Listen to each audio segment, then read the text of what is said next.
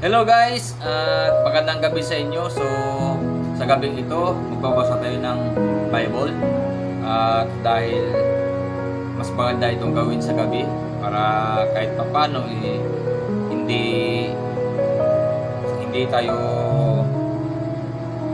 mapapasukan ng mga ibang gawaing bahay, no? So, at least ito, tutok tayo sa Panginoon.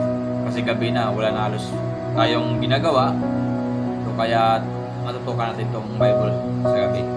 So, kung mayroon kayo dyang Bible o wala, pakinggan nyo lang. Ang ating babasahin ngayon ay ang Matthew 21, verse 18 to 19. So, at ang title nito ay Sinumpa ang Puno ng Igos. So, yung guys, at start tayo. Yun yung title So, start tayo sa 18. Kinaumagahan nang si Jesus ay pabalik sa lungsod, siya ay nakaramdam ng gutom. Yun ang 18. Ito naman yung 19. Nakita niya ang isang puno ng igos sa tabi ng daan at nilapitan iyon. Wala siyang nakitang bunga, kundi mga dahon lamang. Kaya't sinabi niya dito, hindi ka na mamumunga kailanman. Agad natuyo ang puno. So yung guys, napakasakit guys. Ang masabi ko dito, sasabi ni Jesus Cristo, ano ba kaya sa tingin mo guys na sinabi niya? Na kung tayo ba ay ang puno ng igos?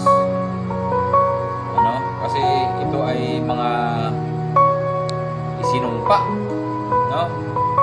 So kung tayo ba ay hindi maniniwala sa Diyos, tayo ba kaya itatagal sa mundong ito?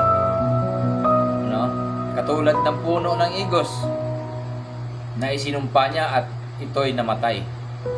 So ano ba ang dapat nating gawin para tayo hindi mamatay agad-agad?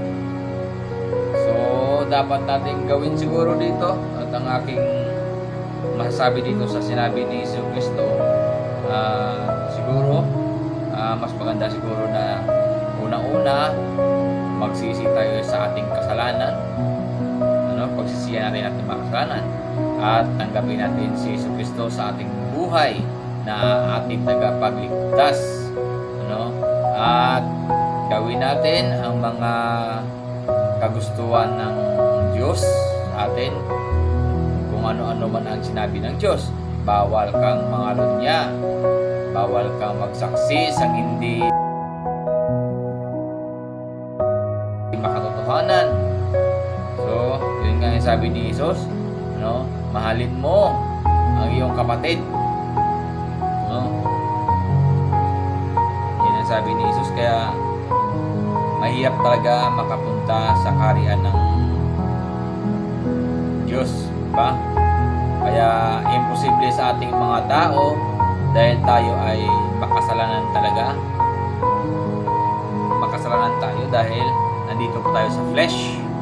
Nandito po tayo sa katawang lupa natin, kaya tayo ay may nagagawa araw-araw na kasalanan na hindi natin nalalaman.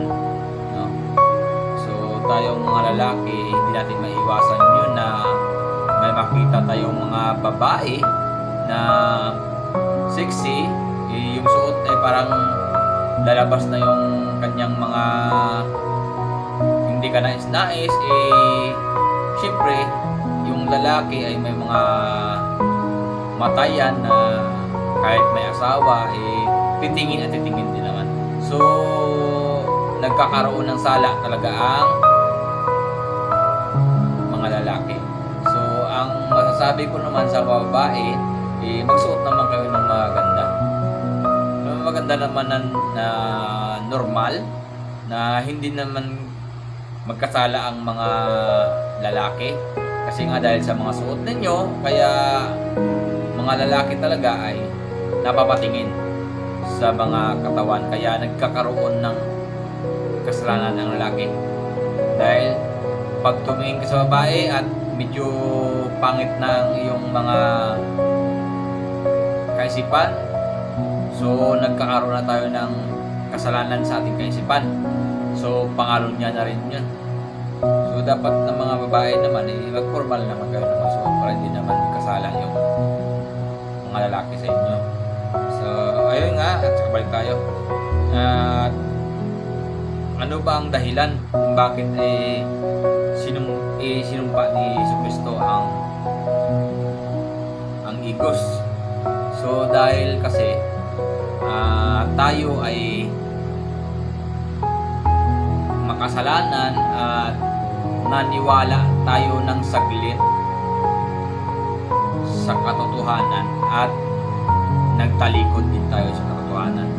So yun ang mga nangyayari sa atin.